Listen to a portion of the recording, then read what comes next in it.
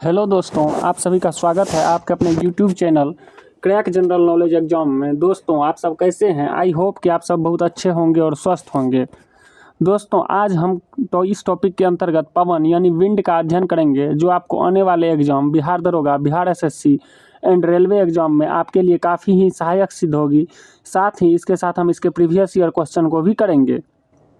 तो चलिए आज का टॉपिक पवन यानी विंड हम लोग शुरू करते हैं। देखिए, पवन यानी विंड किसे कहते हैं?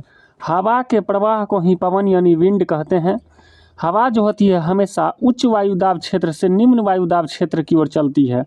पवन यानी हवा जो होती है हमेशा, आपको पूछेगा एग्जाम में हवा कैसे चलती है, तो उच्च वायुदाब क्षेत्र से निम्न वायुदाब क्षेत्र की ओर हवा जो है आपको चलती है। आइए अब हम विंड के अंतर्गत फेरेल के नियम का अध्ययन करते हैं। देखिए, फेरेल का नियम क्या है? फेरेल के नियम के अनुसार धरातल पर मुख्य रूप से चलने वाले सभी हवाएं पृथ्वी के गति के कारण उत्तरी गोलार्ध में दहिनी, देखिएगा ये मानचित्र है, ईस्ट, वेस्ट, साउथ और नॉर्थ। तो उत्तरी गोलार्ध में ये दहिनी ओर चलती है। देखिए, उत्तरी गोलार्ध में दहिनी तथा दक्षिणी गोलार्ध में बाईं ओर मुड़ जाती है। इसे ही फेरेल का नियम हम लोग कहते हैं। उत्तरी गोलार्ध में दहिनी ओर तथा दक्षिणी गोलार्ध में बाईं ओर मुड़ जाती है। इसे हम लोग किस नियम से जानते हैं? फेरेल के नियम के से जानते हैं। अब आइए देखते हैं पवन का संचालन यानी विंड मूवमेंट। पवन मुख्यतः दो प्रकार से संचालन होता है। एक होता है आपको क्षैतिज गति, जिसको हॉरिजॉन्टल मूवमेंट कहते हैं, और एक होता है ऊर्ध्वाधर गति, जिसको हम लोग वर्टिकल मूवमेंट कहते हैं। पवन जो होता है उच्च वायुदाब से किधर चलता है? निम्न वायुदाब क्षेत्र की ओर चलता है। अब आइए हम लोग पवनों के प्रकार के बारे में अध्ययन करते हैं। देखिए, पवन जो होते हैं इसे मेन रूप से तीन प्रकार के होते हैं। पहला होता है प्रचलित पवन, जिसको परमानेंट विंड कहते हैं। दूसरा होते हैं मौसमी पवन, जिसको मानसून विंड कहते हैं। और तीसरा होती है स्थानीय पवन यानी लोकल विंड्स कहते हैं।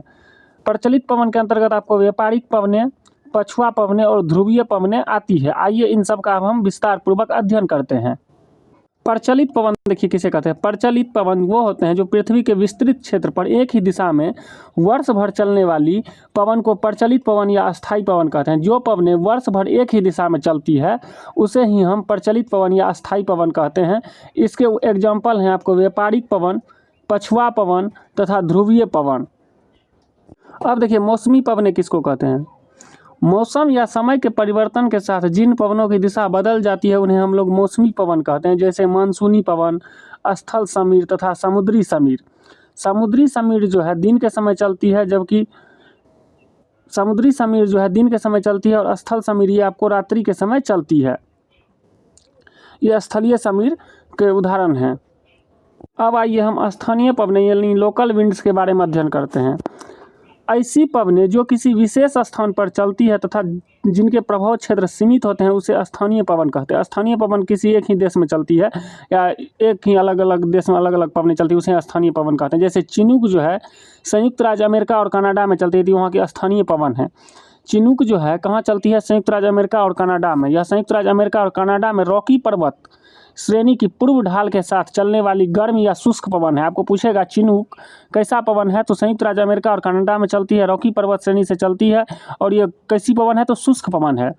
यह पवन रॉकी पर्वत के पूर्व के पशुपालकों के लिए बड़ा ही लाभदायक है, क्योंकि शीतकाल की अधिकांश अवधि में यह बर्फ को पिघलाकर चारागाहों को क्या करती है? बर्फ से मुक्त रखता है।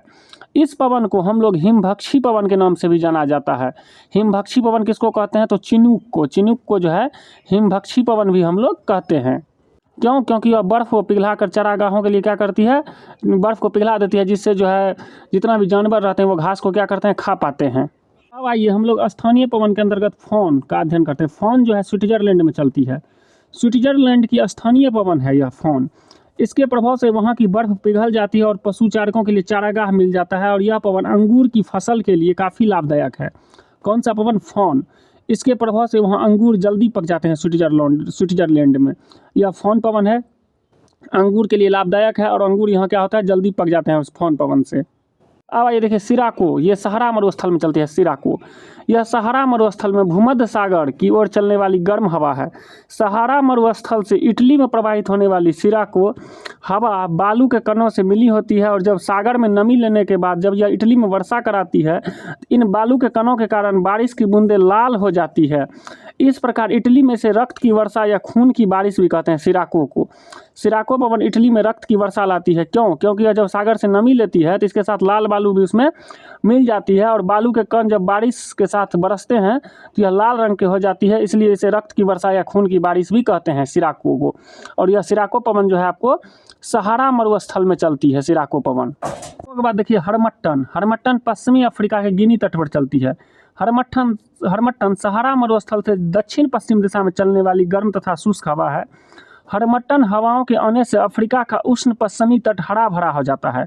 गिनी तट पर इस प्रकार की हवा को डॉक्टर वायु के नाम से भी जानते हैं। गिनी तट पर हरमट्टन को डॉक्टर वायु के नाम से भी हम लोग जानते हैं, क्योंकि यहाँ पर जो होती है उष्ण पश्चिमी तट, इससे क्या हो जाता है, हरा भरा हो जाता है। अब देखिए नेक्स्ट है सिमूम। सिमूम जो है अरब मरुस्थल में चलती है। यह अरब मरुस्थल में चलने वाली गर्म एवं शुष्क हवा होती है। यह हवा बहुत तेज गति से चलती है। इसके चलने से सांस लेने में कठिनाई होने लगती है। शामल, यह इराक तथा फारस की खाड़ी में चलने वाली गर्म हवा है। शामल कहाँ चलती है?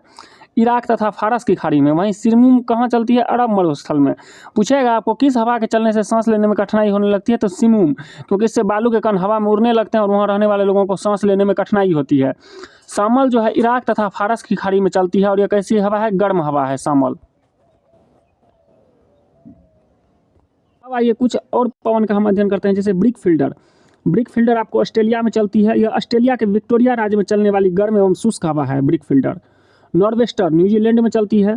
नॉर्वेस्टर कहाँ चलती है? न्यूजीलैंड में चलती है। कोयम्बेंग इंडोनेशिया में बहने वाली गर्म हवा है और यह तंबाकू की खेती को काफ़ी नुकसान पहुँचाती है। पूछेगा कोयम्बेग ऐसी कौन सी हवा है जो तंबाकू की खेती को नुकसान पहुँचाती है, तो कोयम्बेग कहाँ चलती है? इंडोनेशिया में चलती है कोयम्बेग, और यह क्या करती है? इसको तंबाकू की फसल को क्या करती है? नुकसान पहुँचाती है। अब आइए देखते हैं लू कहाँ चलती है? भारत में चलती है। उत्तरी भारत में गर्मियों में उत्तर पूर्व तथा पश्चिम से पूर्व दिशा में चलने वाली धूल भरी तूफानी उष्ण तथा शुष्क हवा को लू कहते हैं। इस तरह की हवा मई और जून में चलती है। उसके बाद देखिए सांता आना संयुक्त राज्य अमेरिका के कैलिफोर्निया में सांता आना घाटी में चलने वाली कैसी हवा है? गर्म हवा है सांता आना। आइए हम लोग कुछ ठंडी पवनों का भी अध्ययन कर लेते हैं, जैसे मिस्ट्रल स्पेन और फ्रांस में चलती है। मिस्ट्रल कहाँ चलती है? स्पेन और फ्रांस में। बोरा, यह एड्रियाटिक सागर के पूर्वी किनारों पर इटली के उत्तरी भाग में चलती है। पेम्पेरो पंपास मैदान ब्राजील, अर्जेंटीना, उरुग्वे में चलती है। पंपास कहाँ पाया जाता है? Brazil, Argentina, Uruguay. पंपास घास का मैदान है, यहाँ पेम्पेरो ठंडी पवनें चलती है। बिलजार्ड उत्तरी तथा दक्षिणी ध्रुवीय क्षेत्र यानी टुंड्रा प्रदेश में चलती है बिलजार्ड। दोस्तों यह वीडियो आपको कैसा लग रहा है हमें कमेंट्स में जरूर बताइएगा। अगर वीडियो आपको पसंद आ रहा हो तो मेरे चैनल को लाइक एंड सब्सक्राइब जरूर कीजिएगा। चलिए अब नेक्स्ट टॉपिक पे चलते हैं। नेक्स्ट टॉपिक के अंतर्गत हम प्रीवियस ईयर क्वेश्चन के बारे में अध्ययन कर लेते हैं। जैसे पूरे वर्ष एक ही दिशा में प्रवाहित होने वाली पवन को किस नाम से हम लोग जानते हैं? इन्हें हम लोग कहते हैं अस्थायी पवन। पूरे वर्ष जो एक ही दिशा में चलती है उसे अस्थायी पवन कहते हैं। गरजता 40, प्रचंड 50 एवं चीखता 60 का किसे कहते हैं? तो ये कहते हैं आपको दक्षिणी गोलार्ध में जो पश्चिमी पवनें चलती है उसको हम लोग गरजता 40, प्रचंड 50 के नाम से जानते हैं। भयंकर 50 कहाँ चलते हैं? भयंकर 50 आपको 50 डिग्री दक्षिणी अक्षांश पर चलते हैं। भयंकर 50 डिग्री दक्षिणी अक्षांश पर चलते हैं। आइए अब देखिए अगला क्वेश्चन। न्यूजीलैंड में उच्च पर्वतीय क्षेत्रों से उतरने वाली गर्म शुष्क एवं धूल भरी स्थानीय हवा निम्न में से किस नाम से जानी जाती है? तो नॉर्वेस्टर। न्यूजीलैंड में गर्म एवं शुष्क बड़ी धूल भरी हवा को किस नाम से जानते हैं? नॉर्वेस्टर के नाम से। निम्न में कौन ठंडी स्थानीय हवा नहीं है? तो लू उत्तर भारत में चलने वाली उत्तर पूर्वी भारत में चलती है और यह कैसी हवा है? लू, ये आपको गर्म हवा है। निम्नलिखित में कौन सी स्थानीय पवनें इटली में रक्त की वर्षा लाती है? तो सिराको जो है इटली में रक्त की वर्षा लाती है। अब देखिए नेक्स्ट क्वेश्चन है समुद्री समीर कब बहती है? दिन के समय बहती है। पछुआ हवाएं वे हवाएं हैं जो बहती है कहाँ? पछुआ हवाएं तो ये बहती है आपको भूमध्य रेखा के 30 से 60 डिग्री उत्तर दक्षिण अक्षांश रेखाओं के मध्य।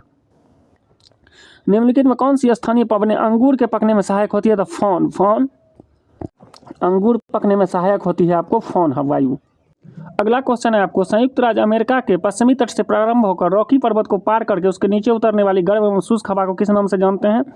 चिनूक नाम से जानते हैं। निम्नलिखित में कौन सी स्थानीय पवन हिमभक्षी के नाम से भी जानी जाती है? चिनूक। क्योंकि हिमभक्षी इसलिए कहते हैं वहाँ के चरागाह के लिए या चरागाहों के लिए घास उपलब्ध कराती है, जिससे बर्फ पिघलने से घास क्या होता है, ऊपर आ जाता है और जानवर उसे खाते हैं। निम्नलिखित में कौन सी स्थानीय पवन को डॉक्टर वायु भी कहा जाता है? तो हरमट्टन को हम लोग डॉक्टर वायु के नाम से भी जानते हैं। दोस्तों, यह वीडियो आपको कैसा लगा हमें कमेंट्स में ज़रूर बताइएगा। अगर वीडियो पसंद आए तो हमारे चैनल को लाइक एंड सब्सक्राइब जरूर कीजिएगा, जिससे हमें मोटिवेशन मिले। जय हिंद।